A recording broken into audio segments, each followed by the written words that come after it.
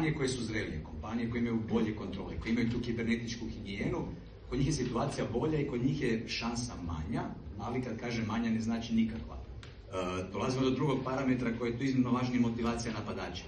Znači ukoliko vi imate visoko motiviranog napadača sa velikim sredstvima iza sebe, koji baš ima jasan cilj da ostvari pristup bilo koje kompanije. Baš pik na vas. Baš je isto, da je to politički razlog, financijski razlog, sad imamo i to globalno ratovanje, da ne ulazimo u te teme. Ili osobni razlog jednostavno. Pa čak može biti recimo, ne da može biti i osobni razlog, ali ajde, računamo da neće toliko planirati zbog toga, onda zapravo ti napadi postaju zaista ozbiljna prijetnja. Ja bih rekao da je to onda de facto svatko ozbiljno izložen i da onda dolazi do one zapravo situacije koliko je kompanija spremna da zapravo taj napad otkrije.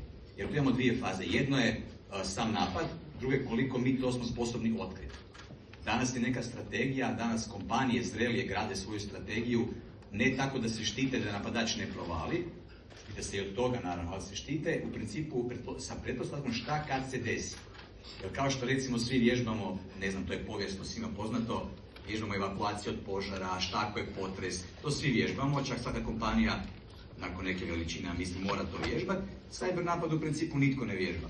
Mislim, nitko. Sad postoje primjeri gdje se to mijenja. Tako da i ovdje moramo zapravo, ja bih rekao, bitna poruka je za sve, da prvo budemo svjesni da se to može dogoditi svakome.